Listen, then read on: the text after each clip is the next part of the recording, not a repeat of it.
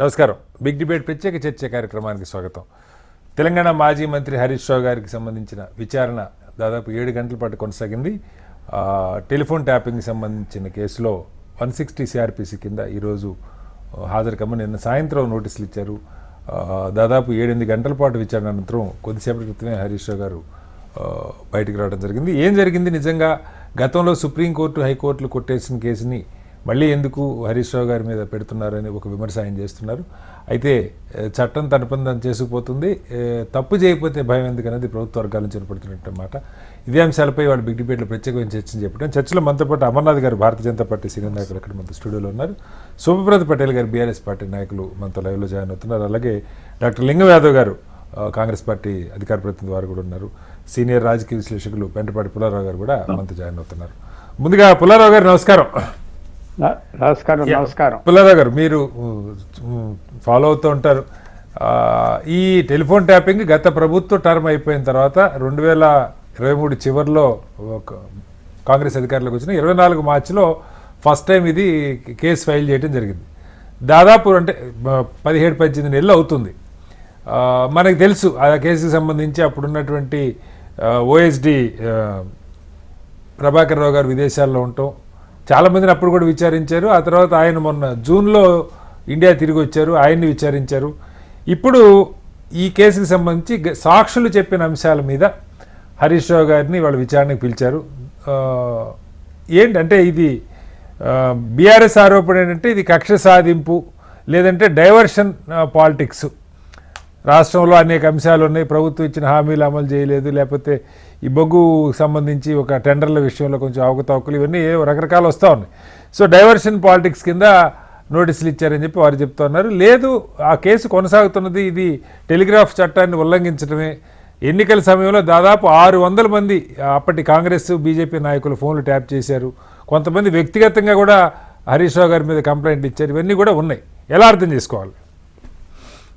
ఒకటి first point ఏంటంటే, పెద్ద నాయకులు ఏమంటారంటే చట్టం పని చేసుకుంటా పోతుంది, చట్టం మీద మాకు కాన్ఫిడెన్స్ ఉన్నది అంటారు. కానీ లాయర్లు మేపాలి కదా.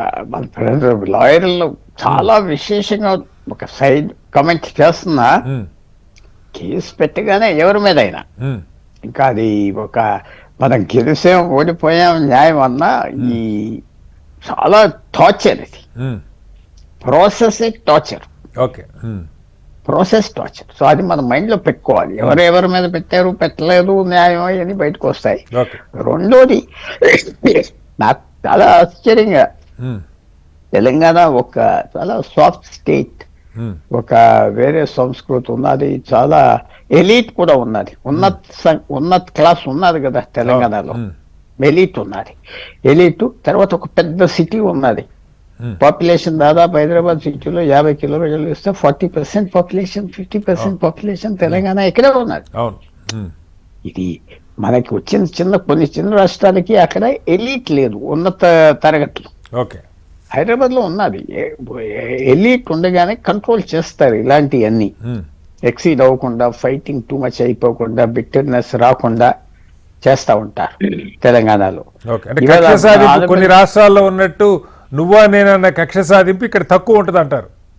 తక్కువ ఉంటుంది, ఎందుకంటే ఎలీట్ చేసే పని అది. హద్దులు ఉంటాయి, హద్దులు ఎక్కడైనా. ఎలీట్ లేని చోట ఇంకా నీ ఇష్టారాజ్యం, రాజంతా వీడంతా అని ఎక్కడైనా. సో తెలంగాణకి ఆ గిఫ్ట్ ఉన్నది, బ్యాక్గ్రౌండ్ కూడా ఉన్నది. మనకి ఆంధ్రప్రదేశ్ కి తెలంగాణకి ఒక పెద్ద తేడా మీకు తెలుసో తెలీదు. మేము ఆంధ్రప్రదేశ్ బ్రిటిష్ పరిపాలన 200 సంవత్సరాలు బ్రిటిష్ పరిపాలన, వాళ్ళు ఒక రకమైన థియరీ వస్తారు. ఇదేమో నవాబ్, నిజాం, రాజా పరిపాలన, ప్రిన్స్లీ స్టేట్.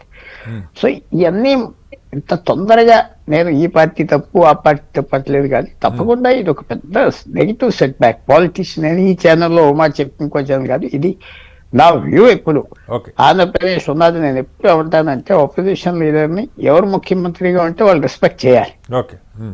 ఎవరుంటే ఇప్పుడు చంద్రబాబు నాయుడు అతన్ని, లేకపోతే ఆయన ఉన్నప్పుడు చంద్రబాబు నాయుడు, లేకపోతే పవన్ కళ్యాణ్ అపోజిషన్.